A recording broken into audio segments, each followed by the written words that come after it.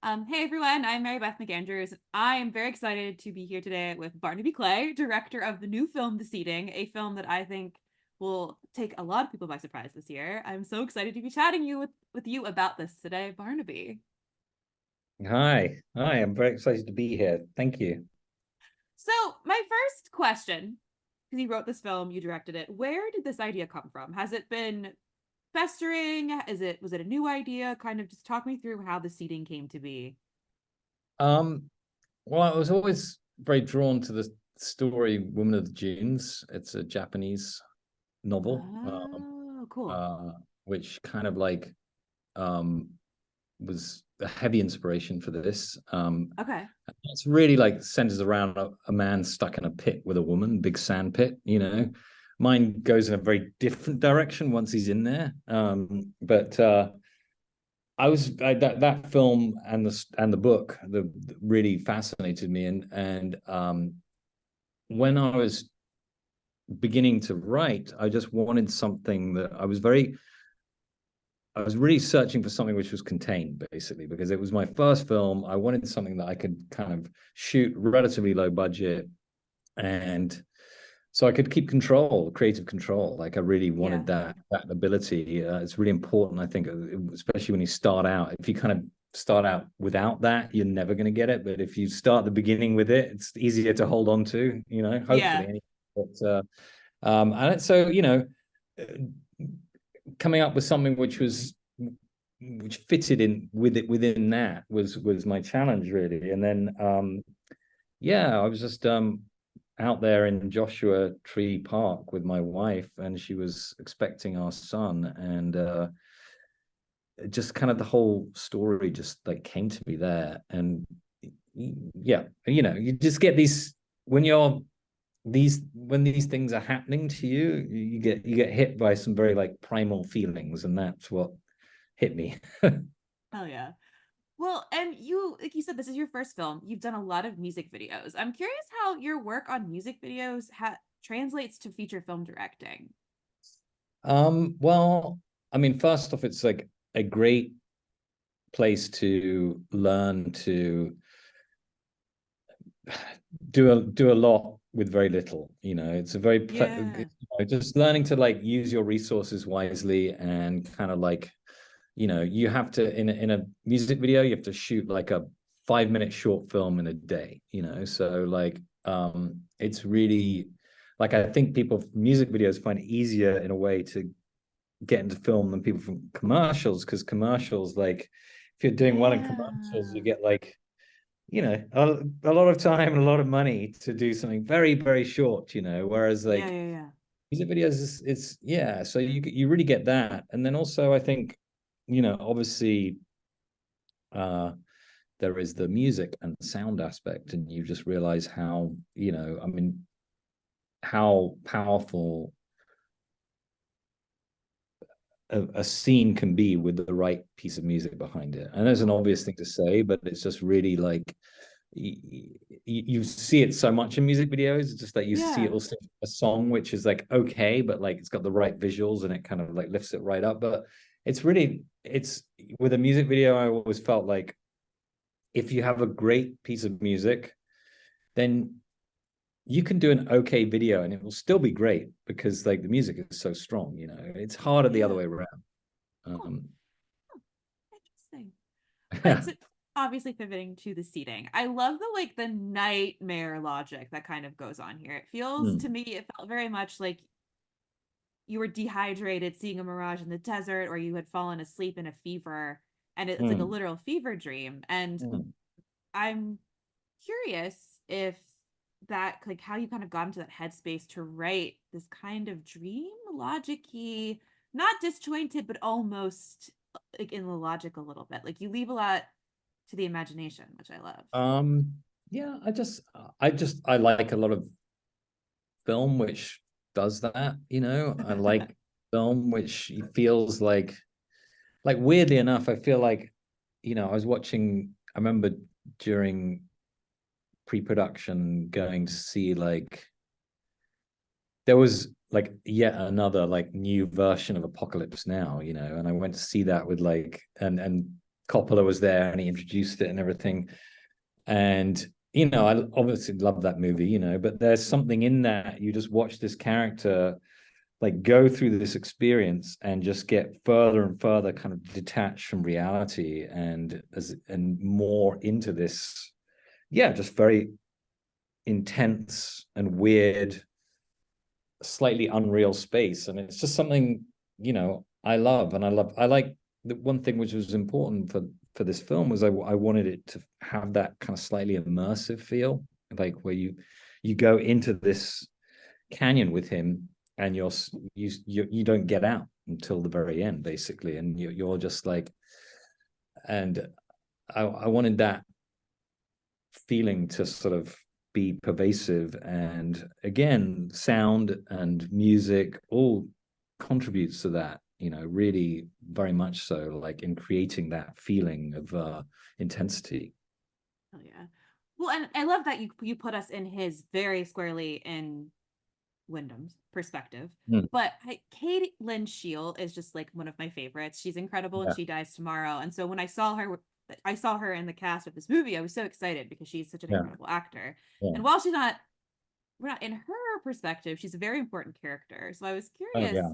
first about creating Alina and creating this character. And I know we don't want to get into spoilers, but like what happens with her and just the creation of her character first to begin with. Like, what was Mm. that like creating her? Well, I just found her such an interesting character because she's so,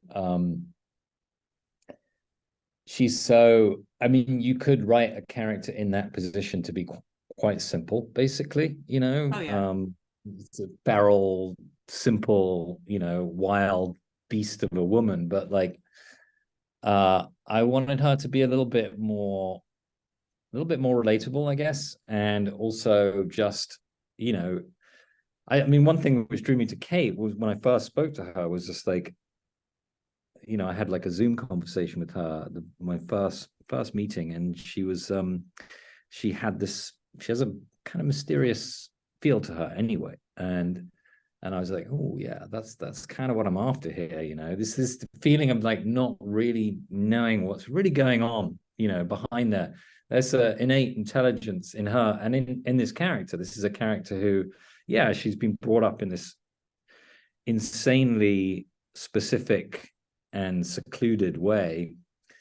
She could have gone one way but she's not like purely this feral child. She's like Yeah. a woman, and she's intelligent woman, and she's curious, and she cares about certain, like this followed through all the departments, like what she wore, what she, her shack, the where she lived, like she keeps it clean. It's not just a mess in there. It's not just like this like pigsty. It's like she has pride in her life, even though it's such an obscure, strange life. I wanted that also because it would present Scott's character more of a dilemma of like, to be more appealing to him, less threatening initially. Like when he first sees her, I didn't want her to be threatening, because immediately then you're like, okay, it's like I'm in this Yeah. threatening situation. I got to get the fuck out of here. It's just like, this is like, Yeah. um, I wanted, yeah. So it's just, there's always this fine line with her of like, um, of, making her appealing but also not really knowing what's going on, and then is there real chemistry between them, or is it ultimately like purely a means to an end? I I want to ask questions, but I'm trying to think of ways. Like I've been trying to think of ways not to spoil it. But Yeah, this sure. ultimately becomes an incredible film. I think about gender expectations and like really flipping gender expectations, Mm, and mm, I love that. I'm obviously love a good arc for a female character, and I mm. love how you just kind of it becomes, I feel suddenly it becomes like, oh my God, this has been going on the whole time. And I love that Yeah, reveal of yeah, what is actually yeah, going on. yeah, And so yeah. I guess the question is like, what was that like in the script and in shooting, is balancing both like not wanting to give too much away and Yeah. making that impactful and that reveal impactful for the Yeah. viewer? Yeah, well, I mean, that's a great question because it really it was something that was very much like, you know, a little kind of dance we had to do, you know, in terms of like Yeah. between the script, Kate and her performance, and also the edit as well, you know, just trying Yeah. to like, you know, give you enough and then but like Yeah. but not too much, you know, and but yeah, I mean, so much of it is, I mean, obviously it was written that way, but then so much of it is made by Kate and her like amazing performance because she's like, and I remember the moment where she like, you know, like unleashes, you know, in the film, which is a really strong moment. And I remember like shooting that scene and it felt really good to shoot it because like she'd been kind of like kind of like beaten around by Scott for like for quite a while. And it was just like suddenly she was just letting loose and it just felt so good. We could all like feel it and and we're like, wow, man, this is powerful. She's got and she's, you know, she's so Kate's so like, you know, quiet for the most part anyway. Like sometimes we're like having a problem with the sound because her voice is so quiet, you know, and then but then she can like go to the place that we needed her to go to, which is like so awesome, you know. Cool. So yeah.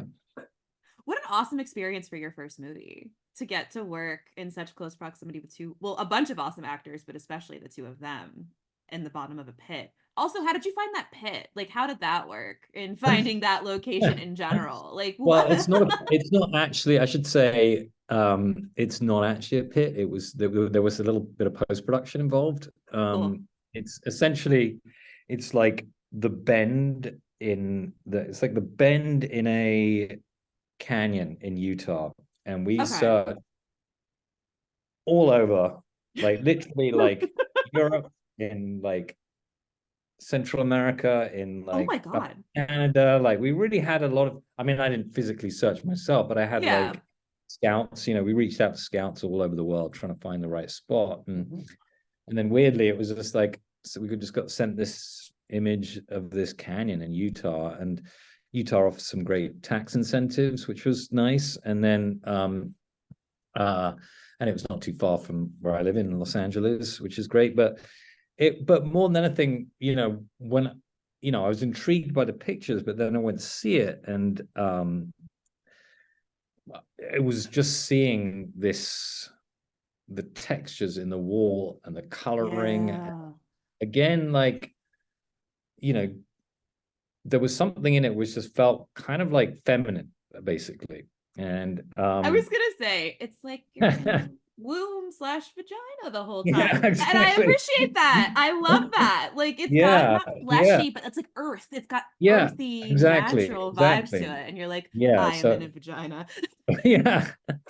So that was, I mean, honestly, I remember that came up in our like post-production meetings, you know, it's just like um because it just tied in, like everything was like tying into this the central conceit of the story and these themes that are being explored in the story. It's just like the more you can like put that in there without necessarily like forcing it down the viewer's throat Yeah. is great, you know. It just like it just seeps in and just yeah. Well, Barnaby, thank you so much for taking the time to chat with me about the Oh, seating. thank I'm you. so excited for the world to experience it. So thank you so Thank you much. so much. It's been great. Thank you.